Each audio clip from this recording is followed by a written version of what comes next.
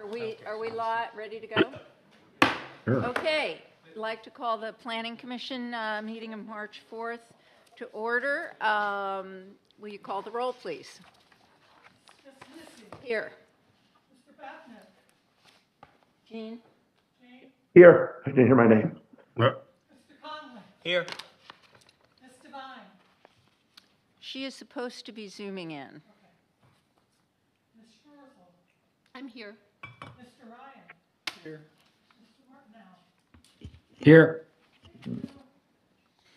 Okay, can I have a motion to approve the minutes from our February 4th meeting? So moved. Second? Second. Any changes, additions, corrections that haven't been submitted already? Hearing none, all in favor of approving, say aye. Aye. Aye. Any opposed or abstentions? Was everybody there last month? Yep. Okay, any public comments on the agenda items? And I will say that if you want to comment now, but we will give you time during each item to comment if you prefer. Okay, fine. Old business. Zoning text amendment ordinance 25-21, the proposed beach overlay zone, zoning district, and there was something missing from this that we caught over the weekend on the golf course exemption, so we will address that today. John, do you want to go ahead? Yes, thank you, Madam Chair. Today we have a zoning text amendment for consideration. This is the proposed beach overlay zoning district. We have been at this for quite some time. In your materials, you'll see that Planning Commission's discussion of this and recommendation, formal recommendation at least, dates back to September of last year. And since then, we've been in a number of back and forth between Town Council here, public sessions, workshops to massage that proposed ordinance. And for today, what I want to do is just kind of highlight what I think everyone's mostly familiar with where we are, but just highlight some of the takeaways or at least the main components of the ordinance and reiterate its purpose and intent that we clarified at our last session together. Beginning with a proposed new section in the code, section 12-81 beach overlay zoning district. You'll notice in the draft language, the purpose and intent highlight 7 items, which include to protect the integrity, natural function, and resilience of beaches, dunes, and the coastal systems, thereby supporting coastal resilience and reducing risk to life, property, and infrastructure, balance the reasonable use of private property with the long-term public interest in preserving Kiowa's island's coastal resources, protect the aesthetic value and character of Kiowa by living with nature, as described in our comprehensive plan, preserving sensitive wildlife habitat, ecosystems and maritime forests, encouraging development practices that are adaptable to changing coastal conditions, promoting environmental stewardship, aligning with the goals of our comprehensive plan, and then also minimizing the future costs associated with erosion, flooding, and storm damage. And so all of those items listed there is kind of why and the purpose of this particular ordinance. And to date, the framework of this particular ordinance structures around 2 established buffer zones. And those buffer zones have specific standards, which I think I won't go into detail in all of those, but essentially they create a transition from the built environment to the natural environment, and our beach being our prominent key natural resource. Originally in this process, we did have conversations with the South Carolina Department of Environmental Services, the Bureau of Coastal Management. So some language under the effect and applicability of the ordinance derives from suggestions that they saw fit to add into the ordinance. So that checks the box of us coordinating with the state regarding this particular process. The effect of this particular ordinance really is driven by established South Carolina jurisdictional lines, and so that was the basis of having a known mapped line existing that we could particularly use. And of course, there's language in here that adds a trigger point at such time in the future that new lines are proposed by the state. Planning Commission would need to provide recommendation to Town Council on any proposed changes thereof this particular ordinance. As previously in all of our sessions, there are some exemptions or things that are prohibited. One being beach walkovers. Those are exempt. Those still would need to be subject to our town municipal code beach management article, as well as any other state provisions regarding beach walkovers. Within this particular ordinance, it does prohibit seawalls, bulkheads, and other hard erosion control structures. And based upon our last conversation, you'll see one note under section D, number 4, that's been added is the exemption for golf courses from the established buffer zone provisions. And so that's kind of the applicability of the broader framework, specifically the actual buffer zones. Buffer zone A, which is the most restrictive. This is closer to the ocean, and so that's meaning no structures. And we've kind of outlined that that includes pool decks, et cetera, should be permitted in that area. This is truly intended for it to be as some described at our last meeting, a sort of a no-touch or undisturbed buffer area. Continuing to buffer zone B, which would allow the property owner to have some ability to improve that area. Right now, it's driven on a 20%, shall not exceed 20% of that area. And that provision also does have a maximum height requirement of 10 feet. What's been added in from our last time through a discussion is regard to our existing provisions regarding setbacks. So if you recall, we had a robust discussion regarding how setbacks and the elements within the setbacks under our current codes, section 12-64, those things that may have the ability to bleed into the setback area, whether it's 5 feet or even more. This particular revised version shows that those exemptions do not longer are permissible. So I'll just read that so everyone has a clear understanding of what that new exemption of exemptions entail. So notwithstanding the provisions of section 12-64, setbacks, exceptions to setbacks, and section 12-104, accessory use building and structures, standards for accessory structures in residential districts, exceptions otherwise permitted therein shall not apply within buffer zone B. And so this is specifically would not permit things like stair landings, at-grade uncovered patios, uncovered decks, walls, retaining walls. All of those elements would not be able to be constructed within buffer zone B. At our last meeting, the substantive changes occurred recommended regarding administrative relief. And so those administrative relief factors grant specific criteria that need to be met in order for that relief to be granted administratively. Those include a reduction of front setbacks, and then there's a secondary element of relief that in order for that secondary element to be granted, the property owner would need to show evidence of protecting the first 10 feet of the seaward buffer zone B. And so that adds another layer of protection in addition to the buffer zone A, which essentially would now create a 60-foot undisturbed area. The other provisions really tie back to our existing code regarding tree preservation and landscaping standards. As noted, the idea there is to ensure that native species are highly planted in the buffer zone area if they are being disturbed.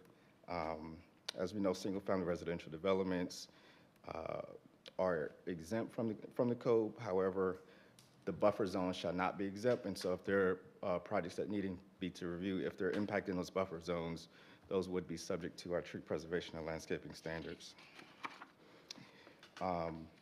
Lighting, nonconformities, and variances, those are no changes to that particular section.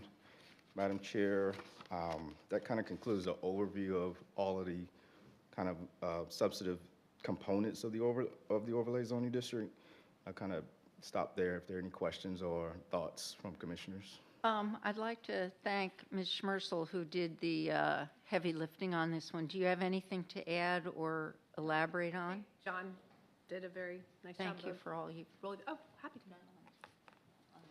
John worked hard. Are there any issues on this from the audience? You're happy with the carve out for the golf courses? That's all, okay.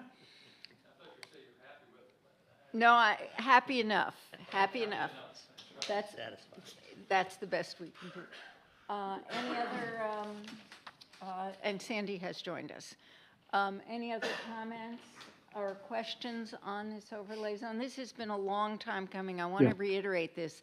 Now Councilman Farrell and I talked about this over 2 years ago. So this has been a long time coming. There's been a lot of thought, a lot of discussion, both internally and externally with the public. And I think thanks to some strong input and work on this commission that we've come up with something that is good for the island. And that's always our end goal, is to make it good for the island.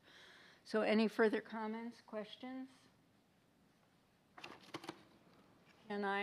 Shall we move, can we have a motion to approve? I will make a motion to approve. Do we have a second? I will second. Oh, Any further discussion? Hearing none, all in favor of passing this ordinance, say aye. aye. Any opposed? Aye. Abstentions? Hearing none, it passes unanimously. Thank you again, and also, Mr. Bryan, I think you were also helpful in this, having expertise in this area. And just for the record, Madam Chair, this will be anticipated to be on our next month's town council agenda, and we've also prepared for it to be a public hearing as well, so. Yeah, it that'll says go in to- the whereas is that they held a public hearing on April 7th, so that's before the mayor gets a chance to sign. Mayor, but did you have any, I should have asked you first if you had any comments. I just commend the planning commission, all the hard work you guys have put into it, your engagement with other key stakeholders on Kiowa Island and resolution of issues in a very satisfactory manner. Just a minor little qualification for the record, we didn't actually pass this ordinance. You're recommending it. We recommend, Yeah. we passed it to recommend, that's, yeah. We understand that we are a recommending body. We passed it out of our commission We to passed you. it to you. Yes, We have kicked the can. and we're glad to receive it. Okay. Next, item number 2, AZ 025-000012, modified parking standards. And by the way, thank you also to Mr. Taylor for all the work he's done on each overlay on this. He worked very closely with Ms. Schmersel and did a lot of work on this. Thank you, John. Thank you. Our second item for discussion is another proposed text amendment. This is to section 12-128, access parking and loading requirements. This is ordered to modify minimum parking standards. This was, I'm gonna use the word tabled, and we've had now a little bit of breathing room, as I would kind of describe, since we've worked through the beach overlay zoning district being proposed and recommended. And so the language that's before you today has a few changes since our last time together, and I'll highlight those particular changes. The intent here, just to remind everyone, is to really look at our off-street parking requirements and those pertaining to, we looked at entire table 4F, but the real focus was looking at multifamily and all other associated uses with hotels and non-residential uses. So what you'll notice in the changes before you, I'll start and kind of go holistically. The one thing to note in your materials, what was actually included was the previous language that was recommended to town council. Incorporated that just because we had one new commissioner to kind of just give us some additional context. But as we stated in our previous sessions together, the direction that we'll move is to not incorporate anything regarding pervious surfaces or that require pervious surfaces for parking or driveways. And so that will come out of this particular recommendation if Planning Commission sees that this move forward to Town Council today. In addition to that note, the changes that you see under Table 4F, studio, one bedroom, two bedroom, and guest parking. The thing to note here is that there's now a factor for guest parking, where previously there was not a factor for guest parking, and that's one space for every 4 units. So hypothetically, you see a new proposed development, whether it be a group of condo buildings. What we would do is take the number of units for that particular development, and there would need to be shown evidence of one space for every 4 units. There's now associated a breakdown for 1.5 spaces per 1-bedroom studio, and then anything over 2 will require 2 spaces. What that does is allow some granularity between not having too much parking for residential. It was noted in our last few sessions that you don't want to necessarily prepare a standard that would trigger us to have vast acres, for lack of better words, of asphalt or impervious surfaces, sort of planning for the optimal Christmas Day or holiday parking. Under hotels and guest rooms, you notice that now that spaces are 1 space per guest room. What's included in your materials is a growth factor or a reduction factor for that. And this was kind of discussed with work group looking at how could we address the particular question that what might consider too much parking for uses that are already being accommodated under a hotel, but those particular guests are already participating in the restaurant, conference center, and the other associated uses thereof. And so that reduction you'll see is 0.65. And then under employees, this is something I wanted for us to discuss. Under employees, you'll see that 1 space per employee of the largest shift. That caveat under the footnote number 6.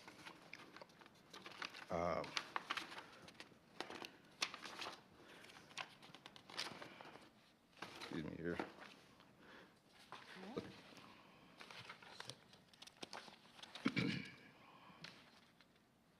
That footnote under number 6 is if the uses are incorporated as part of the hotel that has a shuttle, that's where that reduction allows to have less employee parking if there's integrated with the hotel uses. So that accommodates the sort of practicality or real-life application of employees not all parking on the site, but they being shuttled in from other parking areas across the island. Where's footnote 6? No, we're not seeing in what you printed out, the footnotes. Oh, yeah, it came up on right at the end of the table. Yeah. 4F, it's the last line. Mm-hmm. Should be the last line of 4F. John, I think you should have a word is in You guys between see that? system and integrated. It's not, I'll do this. I'll pull up a digital copy here to yeah, try to because we help everyone. talked about in our last workshop about, that we didn't want to have 1 space per employee on the largest shift. That's too much. Yeah. So give me one moment. I'm going to pull up with the, so you guys can follow along if it's. But you skipped over, John, when you went down to employees. We also talked about changing conference area as part of a hotel structure, that currently is listed the same as a conference area that's not part of a hotel structure, and we wanted to change that. Yeah, so that's something that I wanted us to have a little bit of discussion. I think there was the understanding there, but figuring out what that right number would be, wanted some guidance from commissioners. So I'll walk back a little bit here to note under section 4F, if you see on your monitors, I can blow this up if necessary. Help. we're missing something, Page because, 4. Go down, you see where we're missing. yeah, we're missing page 4. Oh, that's what it I don't have is. the even Oh. page numbers, I have to do those Which online. page? Yeah, Yeah. we're going from 3 3 of to 11 to 5. 5, so we're missing page 4 on our Okay. handouts. That's why we're having a little trouble Yeah, here. it's, Okay, so I had an old version of this, but I didn't bring it. take a look and bring, okay. Patricia will work on getting a hard copy of. So under that footnote 6, parking requirements for employees may be adjusted to one space per 0.65 employees, provided there's an on-island transportation system integrated with the hotel operation. So the question I have for the commissioners is, right now, this particular reduction would only apply to hotel integration. And so any other particular uses, we still would have the one space per employee of the largest shift, let's just say regular office space or some other use that's being proposed. Is there, asking the John? question, would you prefer that be applied across the board of a reduction factor opposed to just the John, integrated hotel operations? Shouldn't that ratio be reversed? This would require one space per less than one employee. yeah. Well, that's what at the .65. That's Okay. still 0.65. Yeah, that's the bottom. Yeah, that's saying that. Yeah, but But that's the Should it- opposite of what you're trying to accomplish. shouldn't it be the other way? It should be one space per 1.4 employees or something? You want Oh, 0.65 spaces per one. Correct. Yeah, or reverse the language, yeah. Yeah, it's backwards. Now they'd have to do more than 1-to-1. Correct. And- The other, To your point, John, are there other transportation systems for other employees on the Yeah, help island, us for with- golf right. employees or others? I'm sorry, I missed the first part of that question. So this is restrictive just to hotel operations that have transportation services. Are there transportation services for other employees coming to the island, working at the golf courses or conference rooms or? So that's Other the facilities. question of clarity that I Yeah. want some guidance here. Do we want to make that more of a broader scope in resort activity or any other uses in specificity? So that's kind of the question to the commissioners. Mr. Primar, you have some comments on this? I'd Yeah. like to hear them. Well, just to reinforce where I think we need to end up, and I'm the guilty party on the error on that, okay, is that over a 20-year period, they've kept really good records of different topics that are being assessed. And 35 to 40% of the employees are transported onto the island. So two things. You're We would talking for the resort? Yes. No, okay. I'm sorry. Yes. Yeah, you're not including the club operations. No. You're I'm just talking about the hotel. resort. The hotel. So that would be important to correct that mathematically. And then the reference to on-island transportation system, actually, it comes from off-island. Off-island. So maybe there's some refined wording about that, so there's no lack of clarity How on about that. employer-provided transportation? Something. And Something like Shuttle. that. where does that originate? I'm just curious. We purchased, I think we currently have 3 60-plus passenger, or the white. We Can can't somebody hear. stand at the mic? But where Yeah, do the we people can't- park? You want to stand at the mic, right, because they can't hear you. Yeah. West Ashley someplace, right?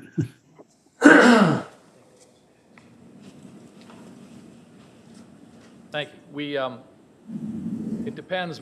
The larger buses, we park here on our facilities, on our lots, and then they go out. They run routes all day, almost 22 hours a day, because we have people who have to be here by 5 in the morning. We have people who have to stay till late at night. So the buses are running routinely. This is primarily for our foreign working staff. The almost between 300 and 400 people that we help them find housing on Johns Island. We bus them in and bus them back to work every day, and we drop them at their, if they work at Turtle Point, they're dropped at Turtle Point. If they work at Ocean Course, they're dropped out there. So it's their only means, for all intent and purposes, of transportation to and from their job.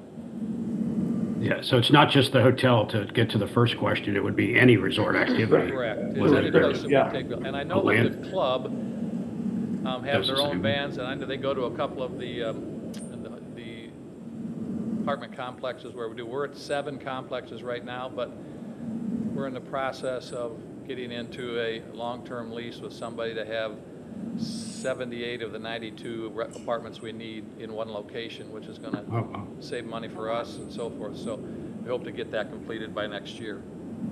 And this .65 spaces per employee, are you comfortable with that? Yeah, I think it reflects the percentage of About- employees that are seasonal. Commissioner's comment, we want the math expression to be accurate. Yes. Yeah, it has to be changed. So we need to make that edit when we, Yes? I'm sure I'll be back.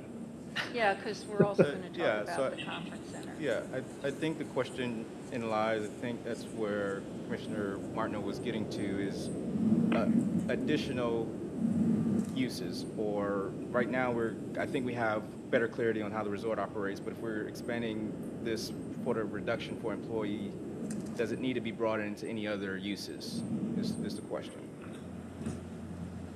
So let's think about what other uses we have or could have.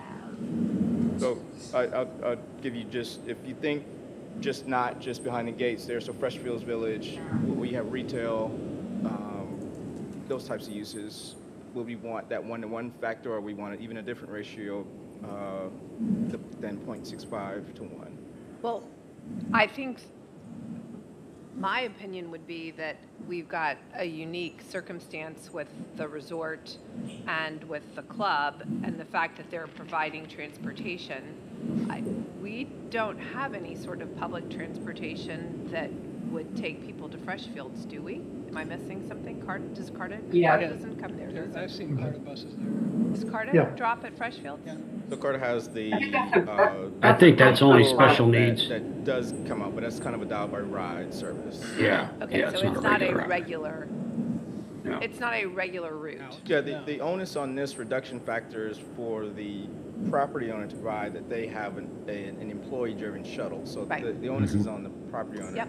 to do that. Okay. So if there is not one provided by the property owner, then I think that's where you're heading, that maybe Yep. there's not a.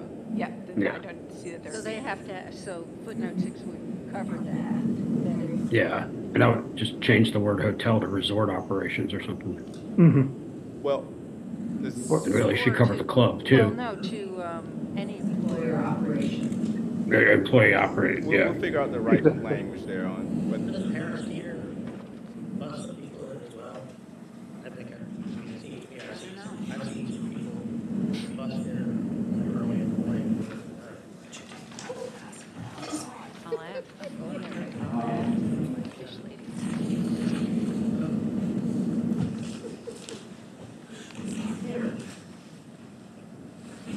Thank you.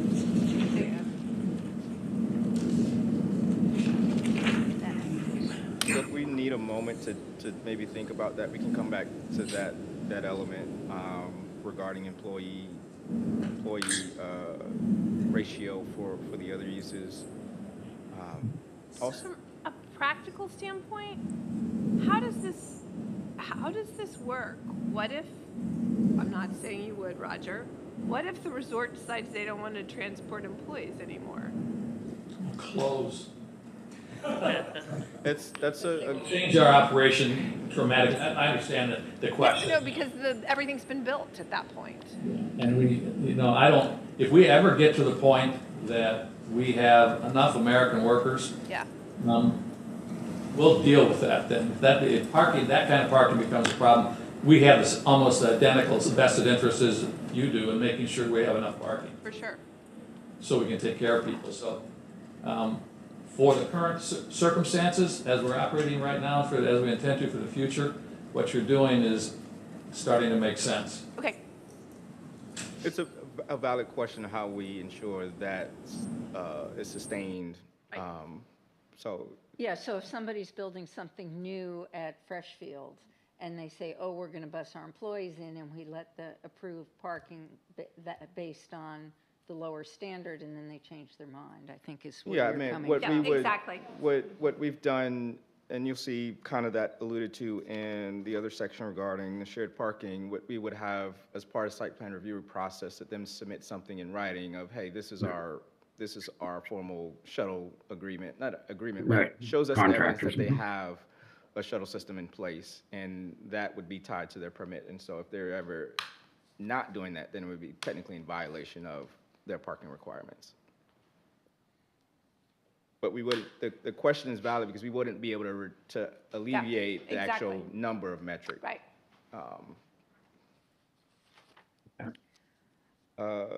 Let's address the conference area. Okay. 'Cause, So- we had talked that this should be changed, that the part of the hotel structure should not be the same as not part of the hotel structure, because if people are coming to a conference as part of the hotel, they've already got their one space per guest room for the Yeah, hotel. would you, Mark, just want to provide what you And think might be, that might. we need to get know, us you know. started, yeah.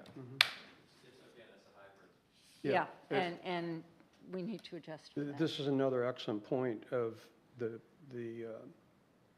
when you have a freestanding hotel such as the Sanctuary and the history on it, just as a reference, approximately 95% of the conference attendees stay at the hotel.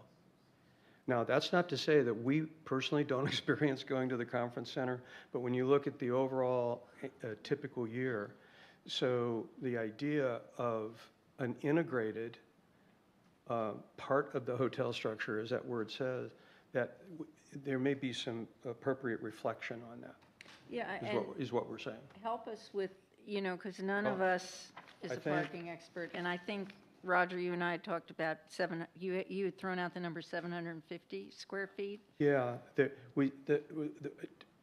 I could build upon what you were saying, the recommendation we had provided based upon our experience was 1 per 750 square feet of gross floor area for public meeting, assembly, or banquet rooms, plus 1 space per 500 square feet of outdoor seating area too. As you know, they take advantage of the land area around it too. We don't want to just assume that it's all indoors. That was the recommendation based upon the history of the user patterns.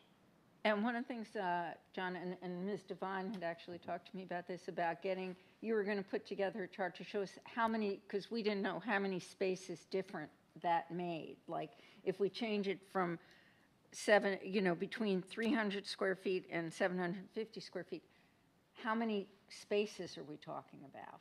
Yeah, I did some rough math on a chart. I would not want to present that right now, but I did do some calculations that I can discuss. If you give me a moment, I can pull that.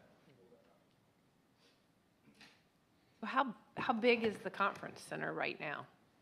Which one are we talking about? Let's talk about, Yeah, is there going to be? Sanctuary. I think it's about, I'm going to get in trouble because I don't know, and I start making numbers up and everybody remembers them.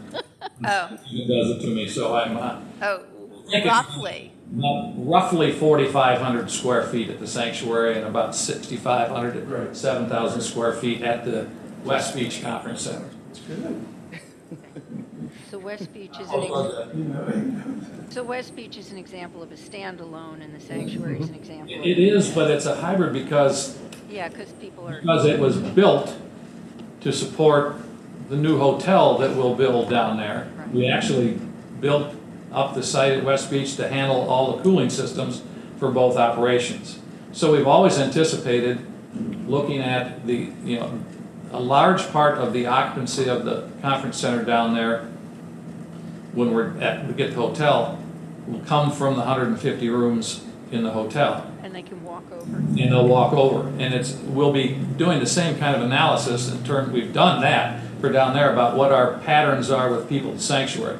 Having the 20 years of having people park and where they come from, and groups come in, get driven in more than people who than the transient people, and of those that then they use island transportation. So that's how we came up with all the data that I sent you that had all the different usages and what we thought would, based on what we're doing right now. There are anomalies. We have groups. What's that one where all the builders come in and they from all over the place. They drive. ULI. ULI, yeah, Urban Land Institute. comes in, everybody drives in. And we have people parked everywhere in the parking lot, including on the straw, all of that stuff. But that's an anomaly, but we still don't have, we do not impinge upon the areas around other than on our land. And that's what's kind of, I think just we have to remember that when you're worried about off-street parking or on-street parking, whatever this is, we really don't have any that we impact other than Sea Forest Drive. And when we do have those groups, we keep them off of Sea Forest Drive. And so we can keep them on our property. But the clear majority, 95 to 98% of the groups that come there fit on the parking that we have. So, Madam Chair, I will quickly point out that it's been brought up in the past that the existing conditions that exist in West Beach, the freestanding conference center, does not have technically the number of parking spaces attributed to that as it relates to a freestanding. Because, as was pointed out, it was anticipating that the future hotel, once it's in place, or I should say, once it's being reviewed for permitting, would then take into account the relationship of the conference center being an extension of the hotel. I just want to point that out because that did come up early. Let me give you an example. The new hotel at West Beach won't have any meeting space in it. It won't. It's all going to be over at the conference center.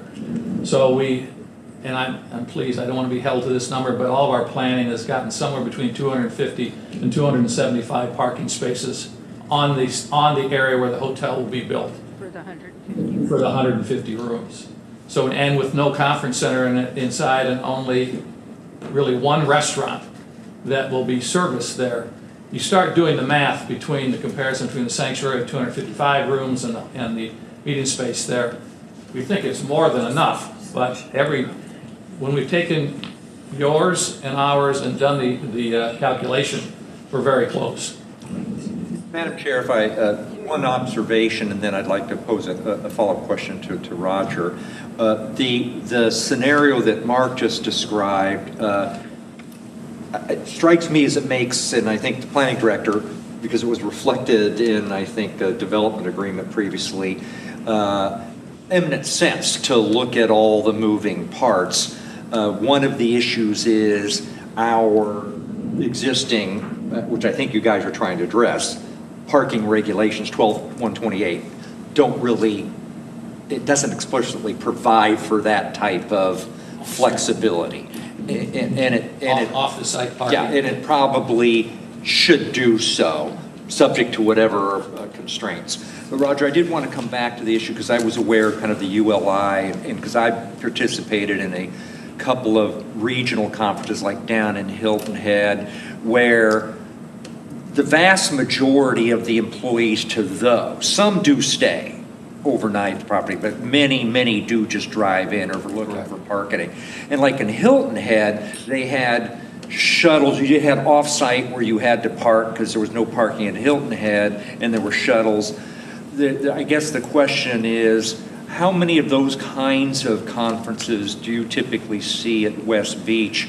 And then if the West Beach Hotel was built out and fully occupied, and you still have one of these large conferences, then where are the people going to park? And I think that's a great question, because it is part of the planning that we're doing for West Beach and so forth. And we have clear examples of what we do. We park people off-site and we bus them in. Yep. And so we're comfortable doing that. Groups are doing that. We don't get that many of them, but when we do, that's what we would intend to do. Because like I said before, it doesn't help us or anybody to have it chaotic down there. And so, and I will not say this for anybody to record it or anything, but we're going to solve. Too late. We're going to solve the ship watch parking issue that they have down there, and be a part of a solution for them, so that they don't have to worry about it anymore, and I don't have to worry about hearing from them anymore. So we get through this, we'll fix it. Roger, I'm just curious, at the conference center, how many parking spaces are under? Between 75 and 90, something of that number there. It's about 70, I think, I counted. Yeah, I right knew it about was- 70. One of them's 95, one of them's 70, so it's something like that. There's one, they're outside and then there's the underneath. That's 70 or 76 underneath, something like that. The question I hear is having that difference between conference or meeting room spaces that are part of the hotel structure versus those that are not, because we have those two designations. So having a factor, if that's number that was shared with 750 of GFA, one space per 750, and that would be for meeting space, assembly space, banquet spaces. And that's associated with the hotel structure. For a separate standalone, that would be a different factor, and that's a question that we would need to address. And if that's the same sort of metric that we've been having, 300 or 400 GLA, that's kind of what I would want to hear from commissioners. That I think that's the general understanding of, as I hear it. And there is a difference between the standalone and the sanctuary because of the fact that most of the people that come to the standalone down at West Beach, they still stay with us. And they're staying in our villa products. And 45% of them, I think that number is right, are bused from where they're staying by our on-island transportation. We'll bring them there and take them back. And we offer that obviously to them and when they're booking their group. So that's a feature of that location that is different than the sanctuary, but can help ease some of the concerns about how many parking spaces do you need there for a typical group that comes to that area. Yeah, and then a lot of them will be staying in the hotel. We're hoping, yeah. So this West Beach will be considered as a part of the hotel structure, even though it's across the street. Yeah, so in our... So what I'm thinking with the other thing, when you asked about the 300, I don't think there's anywhere else on the main part of the island where there's going to be a standalone conference center. I mean, we can say that there won't be another hotel, but I mean, if we have an existing conference center, we gotta have standard centers. That's all that comes from, is having whatever standard it may be. But I think what goes to the other question that Maribel rose regarding the sort of shared ability between parcels, that also could drive requirements of making sure that there's enough parking on the proximity to that principal use of that. So what I would say about a scenario in the future where there's a freestanding conference center, we had one at the beginning at East Beach, if you remember. That was freestanding, no hotel room. Wouldn't that be again? Right. I think it's included in here. If that condition existed, the one space per 300 square feet does make sense. Yep. That would be adequate for the old East Beach. That would be appropriate. That's a normal standard for that type of use. That's not where the bulk of the parking, unless I'm reading this incorrectly, is generated. Because, you know, if you've got 7,500 square foot space, one per 300 is only 25 parking spaces. The bulk of the parking comes from the language that follows. You're saying for the standalone? Yeah, just for, yes. There's a standalone, that would be whatever the square footage is. Yeah, I'm just saying we're probably focusing the 1 per 300 is not the bulk of the parking. The bulk of the parking comes from the remaining language in that line. If you scroll back, I can't see it now.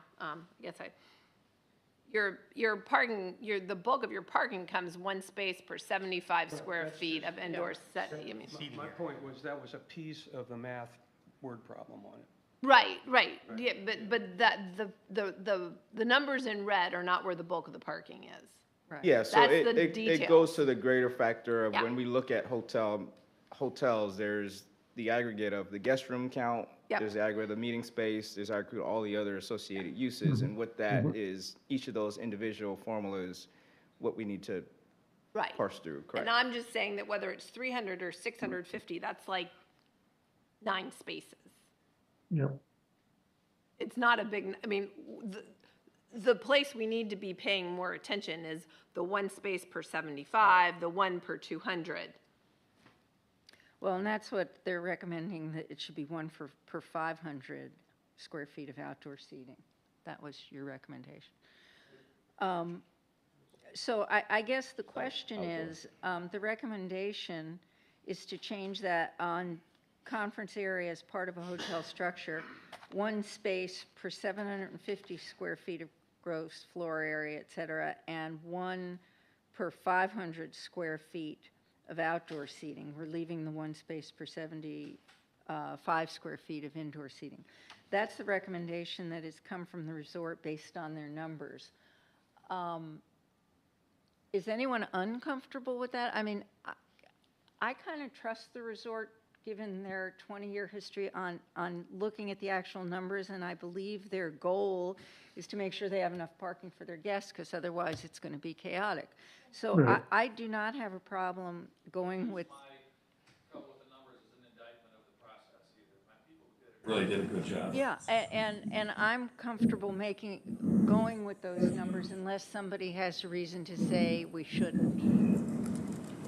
And given this is going to be a recommendation to town council, does Mr. Mayor think there's going to be any, are we missing something that you guys might think of? I'm sorry, I was focused on something else and completely lost that track. Just say you'll go along with it. That's You're We're on the same page. okay. Yeah, no, and I appreciate the input from the resort on this, because we've had a good dialogue, and you know, it's been a give and take, and I appreciate the understanding from the resort of what we're trying to do to protect our island, and I think we're all on the same page in this, and I think we're coming to a good resolution. I agree, thank you. So, just to continue, just the other factor that I think warrants some discussions. Previously, the version regarding the associated uses had a 75% parking requirement for the other uses. This recommendation right now shows that going back to the 50%. Yep. So I know that there was recommendation, I think, for 35% from the resort for restaurants, office, pools. So think about all the other associated things within the hotel space. There needs to be a factor in that formula as well. So questions, thoughts there on what that particular factor. You're looking at, This is under Other uses? under associated uses under Associated hotels. uses here, oh, associate 50%. 50%. So we've got a formula for the conference spaces, which would be the 750 as we just heard. There's a space for the indoor seating and then space for the outdoor seating. This associated uses, think about spa or a restaurant or any other retail elements that's part of the hotel as well, needing a parking factor. Yeah, I'd appreciate some input from you guys on this, because like, I think you'd said the pool, everybody who goes to the pool at the sanctuary has to be staying at the hotel, so we don't need more parking for that. Had a lot of real-world experience in the last 3 years with how the restaurants are occupied. We have had a number of people who are residents and club members who complain that they can't get into the ocean room, they can't get into to the Jasmine porch, and that's because our occupancy has been so high that the people who are staying at the hotel have first call to it, and so they're getting it. And so, again, it's if there's not occupancy, then there's space for people to go in, and so there's a parking for them too. If the hotel is highly occupied, that reduces the availability of those ancillary or other activities, so it reduces the need for the parking spaces. So it's kind of a self-policing process based on the occupancy of the hotel. So, yeah, we didn't talk about this one at all, 50% of parking required for other uses, that I think that's one of the things, when I said I would get you, we glazed over it and said, let me get you the numbers, because I didn't have the time about that impact. It's a unique impact with this particular hotel. Other hotels may not have that impact because they're in the middle of communities where a lot of people go out to the town to eat. They don't like hotel food, but ours doesn't have that impact, and so we get a high usage from our guests. The only places really that wouldn't have that same correlation potentially could be the bar and could be retail, right? Because you could bop in to grab something, That's true. and that's a pretty small population. It is. And the timing is different. Your bar traffic's going to be heavier when your retail traffic is lighter. Our traffic is a lot like Easter and holidays and things like that. It's really big when we get the mix of hotel guests and people on the island, but it's not that frequent.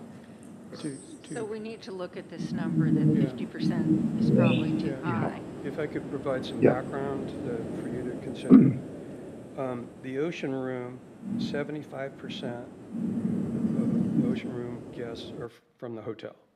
Just to use that, that's the highest example. Jasmine Porch, of the 3 meals a day, 65% are for dinner are hotel guests, 75% of lunch are hotel guests, and 90% of breakfast. So our thought process was that's why we were proposing the 35%, based upon these user patterns over the multiple years. So you would reduce that 50% to 35%? That's your recommendation? 35%. Yeah, we were just explaining the background or the basis for the recommendation. Yeah. That sounds reasonable. Yeah. The only question I'd have to Mark on that sounds like. I mean, an average, and I don't know if you want to solve for the what is not the average. For example, on Tuesday night at the Ocean Room, is it, dramatically different, for example? And should that inform the decision-making, since you do make, to Governor's Club members discounts on certain nights? And I don't know whether we're trying to solve for that for one night, but averages are good. But now, wouldn't the Tuesday night, the reason they have the special for Governor's Club is because there's nobody there. Yeah. So I'm pretty sure Roger's not giving us a real break. Filling in gaps. No, and I think. Absolutely, that's what Governor's and Club's one of all the about. things we talked about when we were looking at how much parking, we were heavily focused on the multifamily because that has been grossly underparked historically. But we don't want to have to park for the Christmas at the mall where you have vast amounts of parking that's almost never used. And it's like, I was at the river course this afternoon and it was full with golfers and there was a big luncheon and people are parked everywhere. But it works, because you don't, and I was thinking about that as I left my thing early to come here thinking about parking. We would not want a lot at the river course to accommodate all the cars that were there today. Right. You make it work on these Christmas, Easter, 4th of July. And that's a good point, that again, I was just playing a little bit of Devil's advocate. The difference there is you are not spilling over into any neighborhoods. Which is what Roger made. Which I think, the issue is, if you can avoid a situation where you're going to get complaints for the ship watches and things like that in the future, if you can cabin up an area, yes, overbuild hardscape doesn't make sense for anybody. We're working someplace else to try not to let that happen. So absolutely, I want to keep as little parking, but just enough to get it right. Yeah, and again, when we started, when I looked at this several years ago to try and get it fixed, it was to focus on multifamily because we have, as you all know, we've had multifamily things built with totally inadequate parking. It never should have happened. It did. We want to prevent it from happening in the future. So that's why we're making these adjustments. Roger doesn't have a concern that people. When it's crowded over at the sanctuary or parked on the mulch areas or along the side of your interior roads, that's up to you. Yeah, and that's what we do. Yeah. Yeah, it's like at the beach club. You park on the grass when it's crowded. You park on the grass. So the recommendation there is to reduce that 50 to 35%. Are people comfortable with that? Are there more questions, comments? I think that's reasonable too. I'm not even sure you need that. I mean, all these uses that are under associated uses are already covered by the hotel space. We need allocation. 35%. I mean, I don't know what else. Well, even Mark's numbers would indicate that it could probably be 25%. Well, again, that's on average, and you've got to somewhat recognize they're going to be busy Friday, Saturday, Sunday brunches, Easters. You don't have to accommodate fully, I think, for Easter, but I don't think you set yourself up for. I mean, yeah, you do. How about we settle on 35%? If you guys are happy with 35%. The best part Yeah. of this process for me has been and, you know, encourage the resort on Easter weekends and things like that to do what they do for conferences is provide shuttle parking for people coming from off island to have Easter brunch. But, Mhm. I mean, I hear what you're saying, if they're happy with it. no, yeah, I was wondering that too, but I mean, but if you restaurants are guys are included, good the with bar's it. included, there's no office space to speak of unless you move in. Could we remember this moment and us offer another I shed know. some other time? Everyone's thinking. The only thing I would add here, and this is probably too pie in the sky, but you know, I have to say that when I want to go somewhere and there's no parking, I get frustrated. Like, who designed this parking lot? It's not big enough. But you don't think about the trade-offs in terms of that hardscape and sort of what it would do for the island. So I would just suggest that, you know, we at least try to educate our own residents in terms of the trade-offs as new things are being built here. Obviously, that's not going to educate tourists or visitors or that type of thing, but maybe just a little understanding of the trade-offs would be useful. Yeah, so what I see is we'll get a fresh copy, and then we can come and make sure everyone, all those numbers that we've heard today, and plugging those in based on a recommendation. There are a couple more things, I think, regarding this ordinance that have been modified. We've already discussed the parking requirements for guests. There is one parking change regarding guest parking. I'm trying to, under footnote number 4, parking requirements for guests or associated uses may be, no, I'm sorry, that is not. Parking, footnote number 3, accessible parking spaces may not count towards that guest parking requirement. That was a recommendation to not allow your guest parking, that number, which is that one space per 4 units. The accessible spaces need to be outside of that count.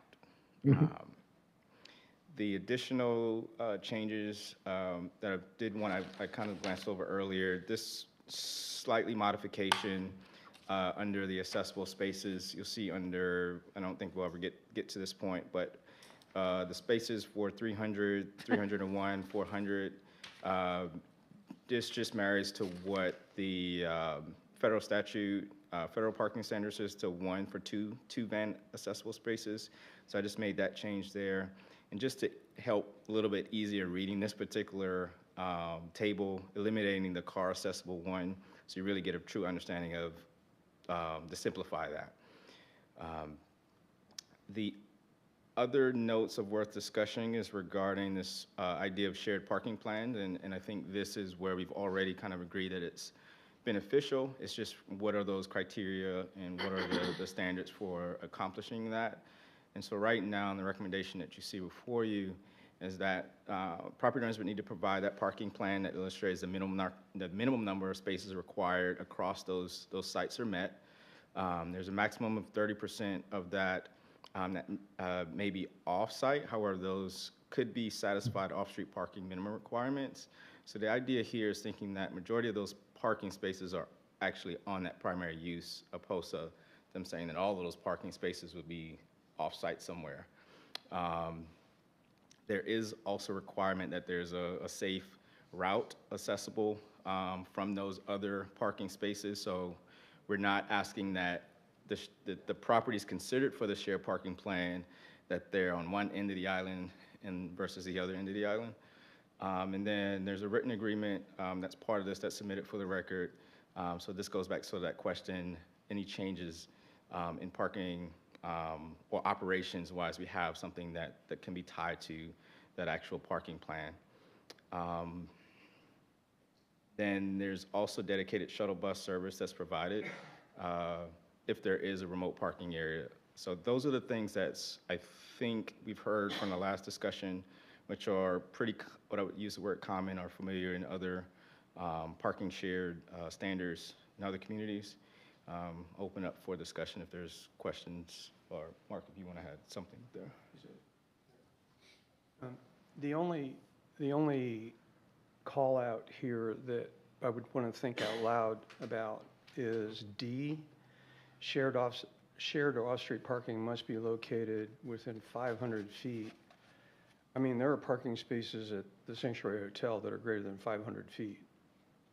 500 feet Isn't very far. is not very far. Far. So we might want to reflect on just that call out in terms, the intent is clear, but maybe the distance or some additional wording. I don't have it right now, but do you see what I mean? in Yeah, no, terms of- that's a valid Mhm, mhm. point. I don't know what your thoughts are. You know, it's interesting because I'm wondering, you know, because when we look at, and I keep thinking of the Cape, which did not comply with the parking facilities shall be located on site, they weren't for the Cape Club, and the current parking, which I actually tried to find and couldn't. I asked Tom today where it was. You have to turn it a no parking sign, but it is a lot more than 500 feet from the use, Oh, absolutely. from the Cape Club. So It's the a other, lot more the than other 500 consideration is feet. you So can that have, would- That would, we would not have, based on this regulation, that parking at Ocean Pines would not have been approved for the Cape Club parking. I'll give just some context. That the idea of the 500 feet kind of derived from ensuring that there's a safe distance route of walking. And so if we want to be able to incorporate a larger distance, the caveat that was put in here is that unless there was a dedicated shuttle, I agree that the 500 may need to be increased or even eliminated completely. I would just want us to consider how this ties to the proximity of parcels. So maybe it's, give me a moment to maybe think on the proximity of those parcels. Right now, for example, if we're thinking from the Cougar Point Golf Clubhouse to across the way to the future hotel on that site, Mhm. that's a relatively short distance. But if the shared parking was at the Sandcastle to Cougar, would that be reasonable or acceptable? Or look at Or Ocean Pines to the Cape Club. Or I think if, I like the idea of a 5-minute walk, but that seemed too nebulous to me. So a 5-minute walk is considered about a quarter of a mile. Yeah, it's, So maybe instead of 15 500 feet, it's 500 yards. Yeah, a 5-minute walk, depending upon, We got a lot of old there are a folks whole here. lot of is different plus or ways. minus 1,500 feet. Yeah, Just yeah, to yeah. give it So a- I think, Yeah, I it think plays that into could the be an conference. easy way to tweak it. Yeah, and it plays Yeah. into conferences, that type of thing. Okay, so we'll find some language for that. Well, you also want, as part of that, that there's the distance, but then there's also the safety of getting from that location to the. Well, and I Well, think and that's E, So, yeah, you know, that's have E. some Sidewalks or. John has a lot of that Paving. sketched in here, don't you, about crosswalks? That, Right. that's E, Yeah. Yeah. that but there's actual specifically with the safe route. 500 feet, Yeah. I think that. Mhm, mhm. That's a good catch.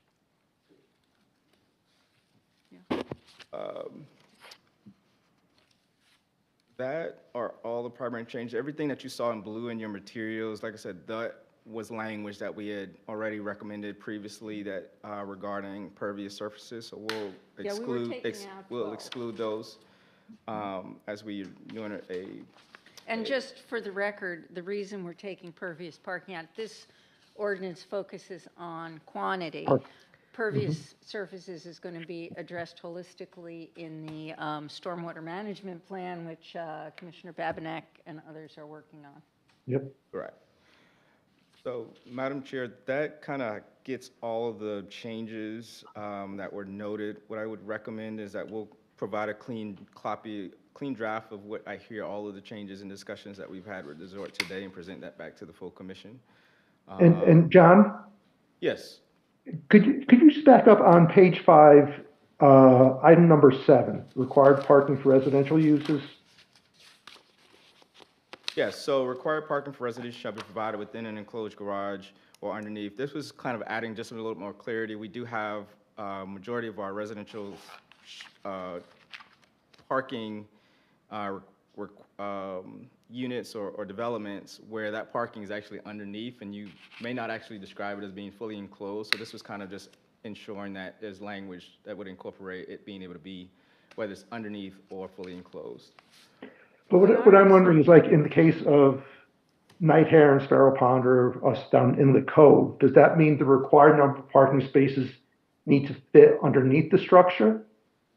Because that would never happen in some of those locations. He's right. No, required parking for residents shall be provided within enclosed or underneath. So in the cases of Inlet Cove, underneath would make that, make you meet the requirement of those parking spaces being underneath the structure. Jean, clarify what you're asking, I think. Well, what about like Windswept or some of the places, they're outside and surface parking, they're not covered? Yeah, but we added another section. I'll let Commissioner Babineck share first, and I'll come back to that. No, I was just wondering if 2 parking spaces were required for a Sparrow Pond or Inlet Cove cottage, must those 2 parking spots be underneath the structure, or could they be on the driveway surface? You said, must they be underneath? Yeah. Or, yeah, based on this requirement, they would need to be underneath or enclosed. So are you getting at that somebody might not have the ability to park 2 cars underneath a cottage? I don't think many of the cottages would have that. Okay. And Rob and John are familiar with it as well. You could- Yeah. Yeah. If you go to Ocean Woods, they can't go under their cottage. Right, so that needs to be taken into consideration with that language. They either need to be underneath or, Yeah, in section, let me see, where are we?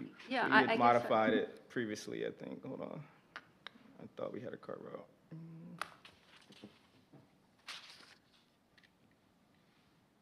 The majority of multifamily or related that were built in the 70s, 80s, Can't hear.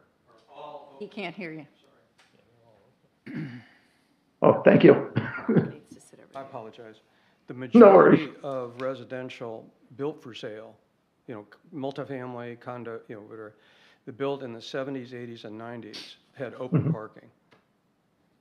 I mean, they're, now it's getting enclosed. right. But going forward, this is about going forward, right? So they may end up being non-conforming, but they're already non-conforming on a lot of different levels.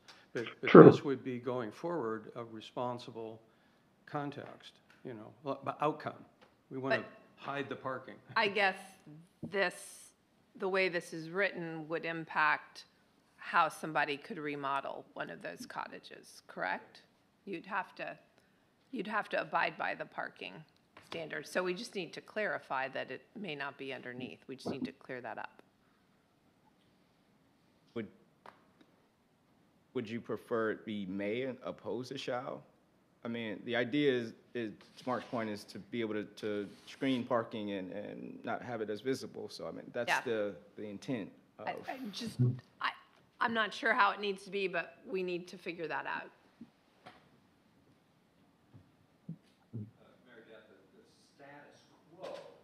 Yeah, I think this is a good point because there are some homes that are like first generation homes that do not have garages as standalone, residences that don't have garages. So to the point of redevelopment, if those were to be razed, completely obliterated, can they build again without a garage or without some mechanism to screen parking? Or can someone come in and enclose underneath their cottage and not have the ability to pull cars in? A cottage that did now, but maybe it was full of stuff. I mean, there would be examples where this particular metric wouldn't be able to be met looking forward, right? Flood code. I think the idea is, if we apply it to new development, would we want those parking spaces to be enclosed or parked? And I think it's valued from an aesthetic standpoint, but I think it's also valued to the homeowner of space and I think we just want to think through and make sure we're not creating Yeah. unintended consequences. we can talk offline, Commissioner Babineck, on those specific, Sure. like cottage communities and neighborhoods, and maybe make sure that the concern is addressed. Yeah, let me give some thought. Thank you. I would also add redevelopment into that thinking. Pretty dicey. Mhm. Good point. Yep. Well, yeah, I mean, the existing ordinance, right, would stop at with an enclosed garage, so this is actually To do this. giving more flexibility, Correct. And then- not Correct. less. but it wouldn't permit a rebuild where there is no garage and there is no parking screening, and there are homes like that. When you said a rebuild, Mr. If there was a complete tear down, well, yeah, I mean, that's what any of our codes, if they're Mhm. starting fresh, they would need to meet the standard of Current all of standards. of all of our ordinances. right? I think you should say what your name And they're gonna, if it's Well, surface, they're gonna have to raise the the other house up thing is, anyway.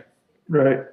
like in ours, and I think Gene too, I mean, our neighborhood, we have our own board. I mean, that we have to approve the things before it even goes to like the design review board or the town or anything. And, you know, we have different standards, so there's a lot of moving, if every association has their own internal review and their own internal guidelines, you know, it's gonna be hard to get all that changed to match this per se.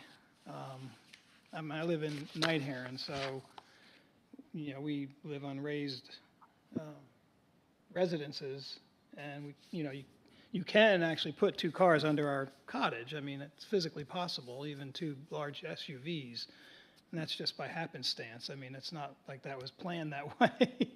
And I guess it Right. depends how deep your driveway goes under your cottage, because Right, there's a deck in back, yeah. we go Mhm. all the way to the back with ours because we redid it that way. But a lot of the existing ones don't have that piece of driveway that goes all the way in. It goes 2/3 of the way or halfway in. So that would, you know, mean that you'd either have to, you'd force them to extend their driveway to make it long enough to fit 2 cars. I mean, there are a lot of moving pieces. I mean, Well, they would, the that minimum would just requirement be with for, redevelopment, right? Yeah. Yeah. Well, yes, yeah. I mean, it wouldn't be like you'd have to do it tomorrow. No. Yeah. But just thinking out loud here, I mean, I think the number of homes that would be impacted by this particular change would be minor, when I think just, I mean, all of the college communities, right, you have the ability to not be fully enclosed, where there's option, you could park maybe one if that homeowner does not close off beneath. What I think should be introduced in our thinking of this conversation is regarding what we shared previously regarding guests and associated parking requirements being able to be surface parking. So when we think about multifamily units, that being able to be covered under surface parking. So essentially your minimum requirements, for me, for those, you only require 2 spaces for those standard home, right? So I don't see it being a significant impact, but I think we can have some more conversation on this one, just to make sure there isn't anything that is unintended. But I think the direction that staff support is that we want these parking spaces to be enclosed, and it also helps, I think, the overall development of site, meaning coverage and that type of thing, a lot of flexibility in that area. Is this a pending ordinance so that any future developments will have to comply with this?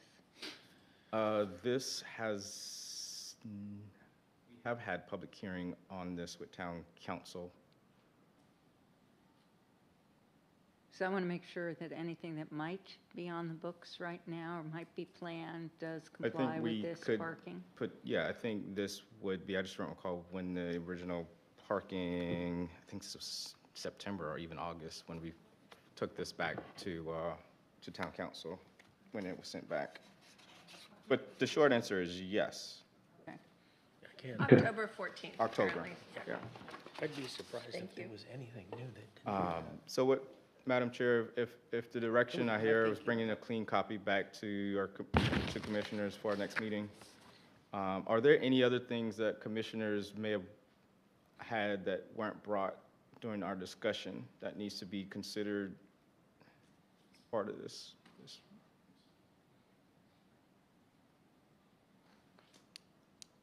Something minor, John, on the markings section. Statutorily, do we have to have anything to designate ADA spaces, accessible spaces? So that requirement falls under This, the, Because on page 6, we talk about markings for regular parking spots, right? Section E. But there's nothing about accessible marking. It's missing. accessible parking, are you talking about like the striping or? Yes, the striping and the special signs for accessible. Do we need to designate that in this marking section? Should be called out somewhere. If it's elsewhere, I might have missed it, so I apologize. I'll double check, and if it's not clearly listed, we can, it needs to be identified, so it naturally it's already covered, but we can have a specific, if there's questions about what that signage or should look like, there's guidance that we can use. If your question like signage and placement, that type of thing, we can add more specificity in. Yeah, it's to make them clearly distinguished so people don't encroach and park where they shouldn't. Okay. I mean, all that's covered by ADAG. Yeah, whether or not we wanted it to kind of duplicate here, I think that's, I mean, there's Okay, other whatever. ordinances where you require a little bit more actual design and that type of thing, but the American Disabilities Act definitely covers that. Okay.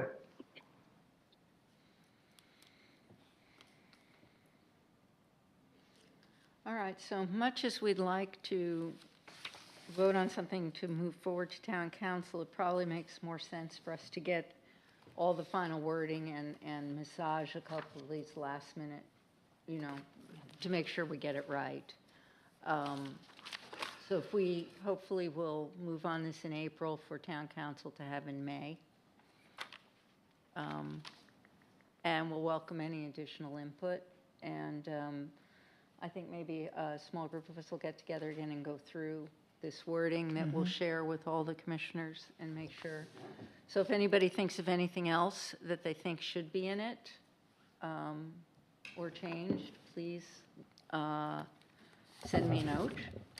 I would probably, just to be safe, make a motion Yeah, I was to gonna- instruct staff to make the recommended changes and defer referral to council. Yeah, They I could was- still take it up, but like automatically under state law, if this body doesn't recommend one way or the other, it's deemed recommended to council. All right, can we have a motion to instruct staff to amend the regulation per our discussion today, with us tabling the issue for today to vote on in April? May I have such a motion? Second. Okay, any further discussion or changes to that motion? All in favor? Aye. Aye. Opposed? Nays? Thank you.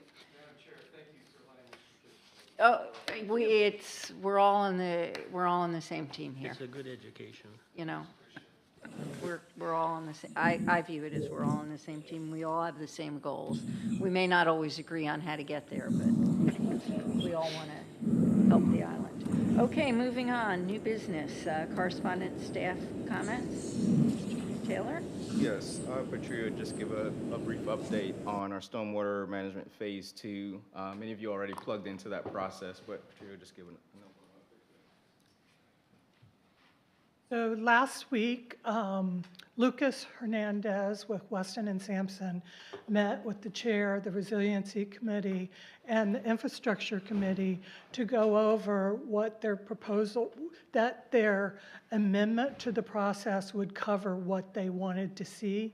When they had a joint committee meeting with management, with Public Works, Infrastructure, and Resiliency, they had wanted to add to make sure that the effort covered build out of the island and the infrastructure assessment. And so he is putting together that amendment. They were on the same page with what that model needs to look like and include. So he's coming back to us. And then we're going to take it to those committees. I mentioned to Jean, and so Jean and Bob are both on the Resiliency Committee as well. And then they would move that amendment forward to the Ways and Means and then to get it approved through council. So it's going to be a little bit of a delay, but it is going to incorporate a whole lot more information, and it's going to incorporate all of the town property. So that means fresh fields, this property, et cetera, the model. So the current model, the only people who have that current model is Kika, and that is only behind the gates. Thank you. And thank Bob and Jean for serving on the Resiliency Committee as well. We appreciate it. Just a few brief updates regarding yesterday's town council recommendation that you provided to town council on 245 Eagle Point, which is the floating dock that did receive unanimous approval on first reading.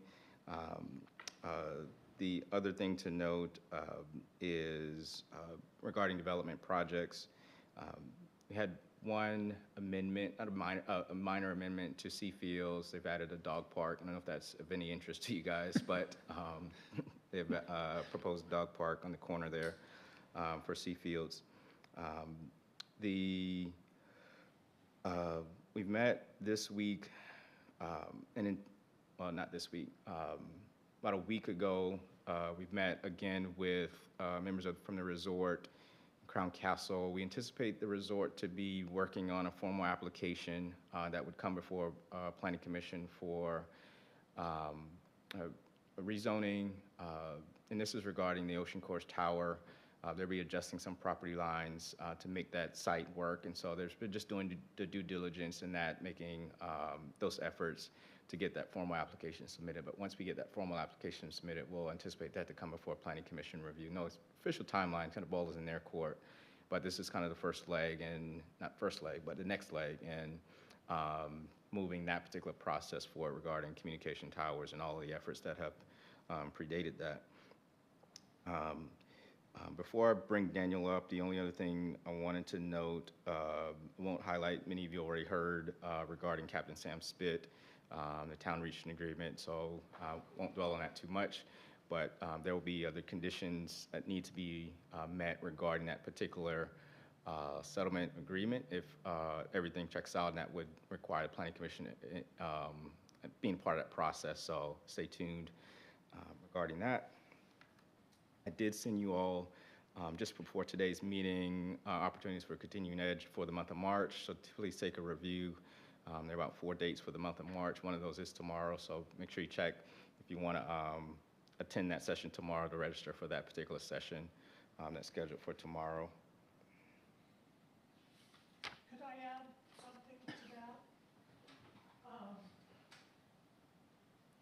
I would just add that currently we're planning May 20th to have the South Carolina Resiliency Office do a training, and it's going to be, we're going to invite the Planning Commission, the Resiliency Committee, and the Infrastructure Committee, and that will be an hour-and-a-half worth of continuing ed. So it's pre-approved for that, so if you're trying to get in your continuing ed. And then tomorrow, currently there is a field trip plan to go to the recycling center in North Charleston, and we have arranged for a van. There are 25 seats available. We have had 2 cancellations, so if anybody's interested, you can still go along. It's meeting tomorrow morning at 8:45 here.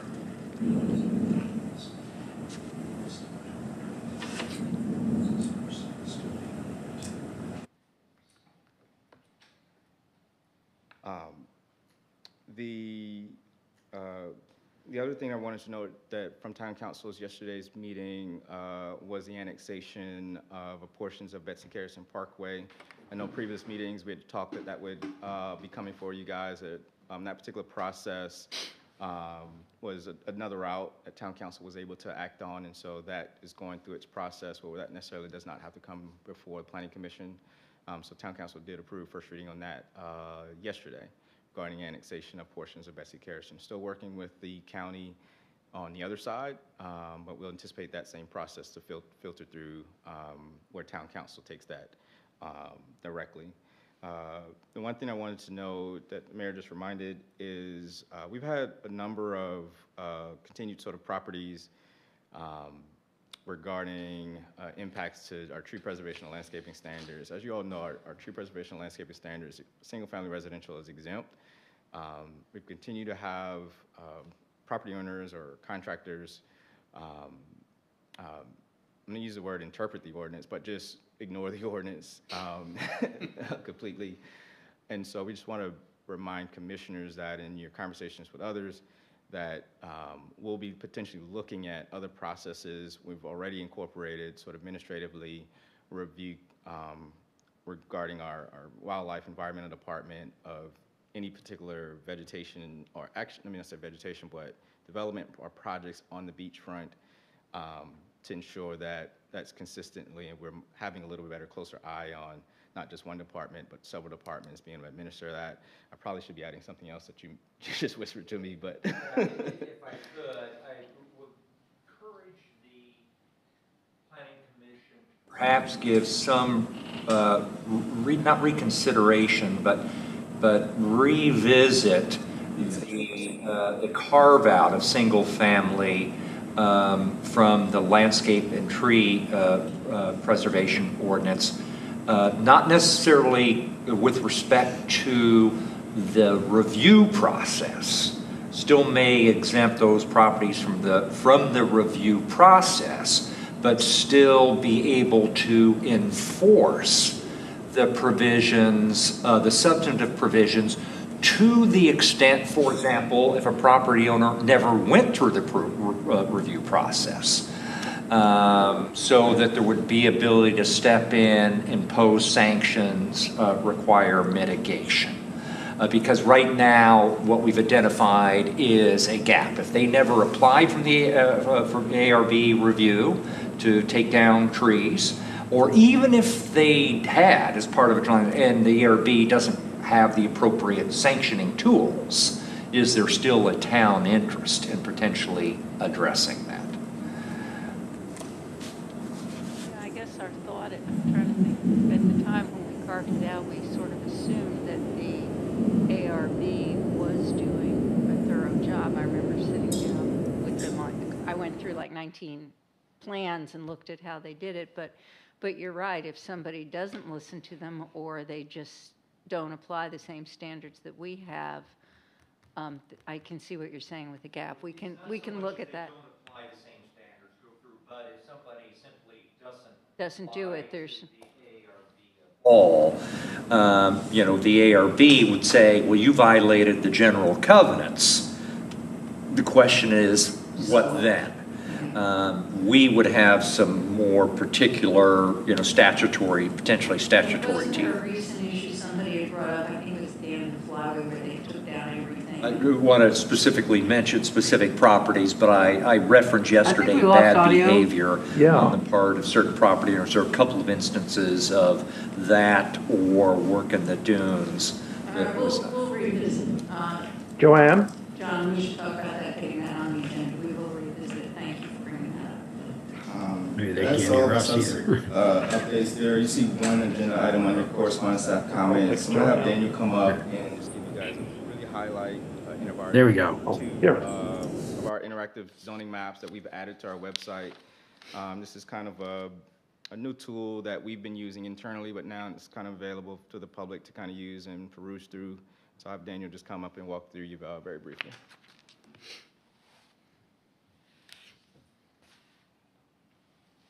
Thank you, John.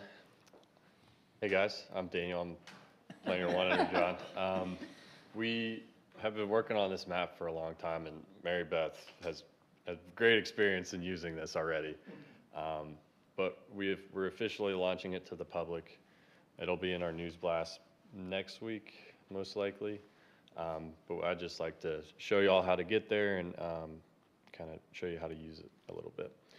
So if you go to the Town of Kiawah Island's website, under Inside Town Hall, you can scroll under Town Departments into Planning and Zoning. And this is a weird format here, but under Zoning Maps and Amendments, you can click on that button. And at the very top, you'll see these buttons that will take you to our online maps. Before I get too far, if you need a tutorial, I also made a short video that shows you how to use these. So if you forget what I say here, feel free to click on that link below. But I'll take us to our zoning map real quick.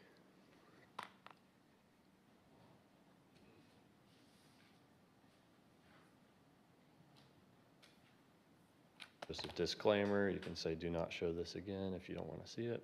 But if you have any questions or if you see any glitches or anything out of the ordinary, just give me a call or shoot us an email. So this will be the intro page. It'll give you an aerial view of Kiowa, and most people using this will want to know what their address, what their zoning is for their address.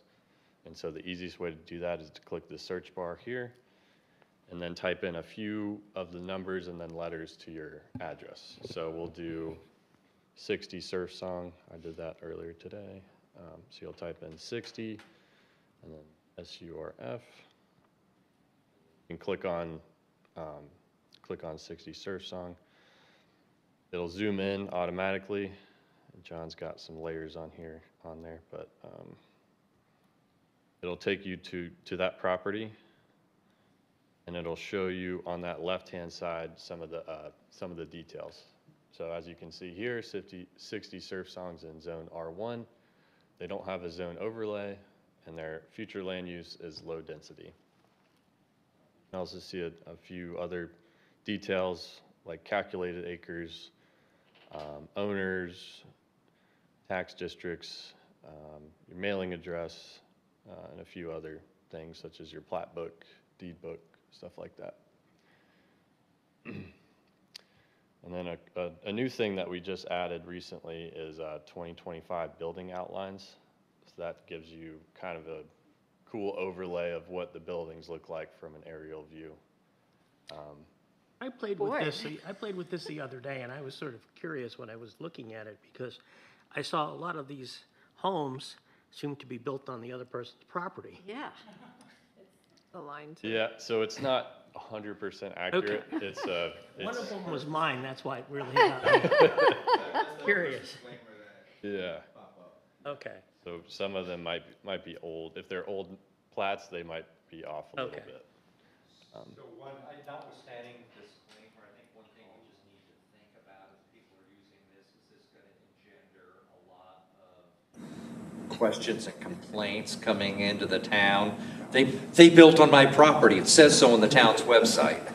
So once you click on that first disclaimer, that'll tell you none of these maps are completely accurate. They're just It does happen, though. I get calls all the time from Charleston County and Berkeley County GIS. Like, I think somebody's encroaching on my property. It's like, that's GIS. That's not a survey. So official disclaimer here, if you think someone's encroaching, please get an official survey. So just Daniel, in that regard, is that the same as you would see on the county GIS? Yes, Yes. That's correct. So we get our data strictly from the county GIS, so ours and the counties will be almost exactly the same. And you can also do distances on here.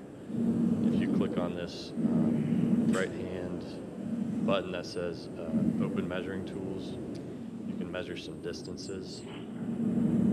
If you want to know your distance between, the size of the road, you say here's 50 feet. You can also measure some. Yeah, this is a really neat little. Some sizes of lots if you want to just play around with sizes here. Wow. 15,000 square feet. And then you can also. You got really good at this. Yeah, it's taken me a long time. You can also print out a copy of this if you want to show your neighbor or us at all. I don't want him to know that my house is on his lot. Press this top arrow here, export, and it'll print you a PDF, and you can also print that to your, printer too, and it'll give you just that same thing that we're looking at here. Cool. Yep. We also have another map for future land use, same thing, but with the future land use instead of our zoning. Pretty similar. And we also created a key locations map.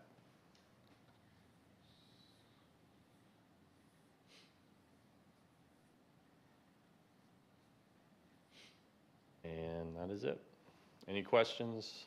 How often does this get updated? So we update this whenever county gets us new data. So usually between 3 to 4 months.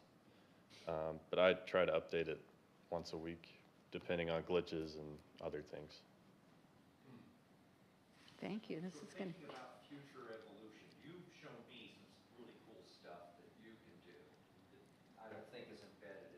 yet, which is, where the BCM line, for example, whether on the marsh side or the oceanfront side is, maybe where the beachfront overlay would be. And then can we ultimately, down the road, you're on this property, you can also click a button for all site plans, building where we would permits. like to head to. Yeah, building Probably permits, more- yeah. This is really phase one. It's taking us, you said, working on it for some time.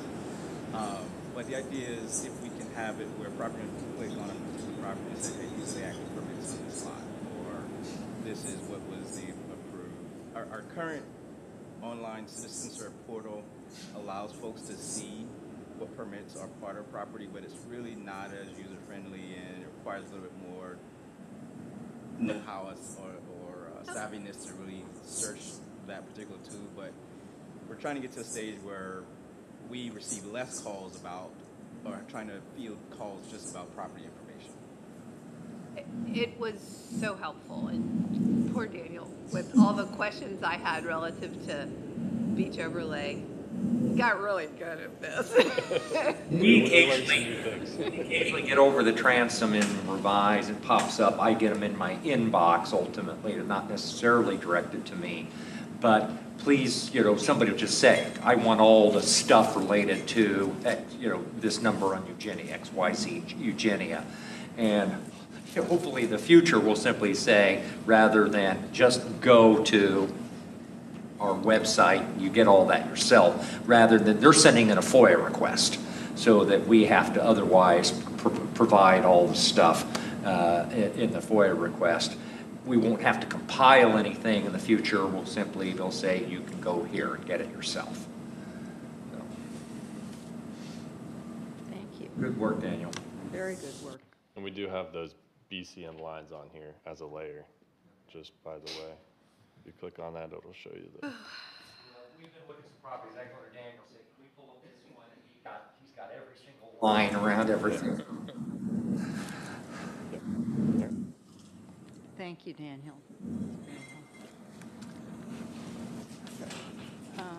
Okay, I think there's no public left, no public comments. Commissioners' comments, Mr. Babinak, No comments? Mr. Martinow, No comments? Ms. Devine, Mr. Ryan. Nope. Ms. I just wanted to reiterate thanks to John and Daniel and Patria too, on the beach overlay. They have all spent a lot of time, and it's been tremendously helpful. Thank you. Conley? I think this thing that Daniel just showed us is really neat. When you sent it out, I started playing with it, and a half hour later, I was still playing with it. It's just an amazing amount of information. I agree. I was playing with it too, and it is a lot of fun. If we think this is fun, maybe we need to do some other things. No, I Go just to the wanna perch and bowl. thank everybody Yeah. for all their work. All the commissioners do a lot here, and it is appreciated. Can I have a motion to adjourn? So moved. Second? Second? All in favor? Aye. Aye. We're done. Thank you.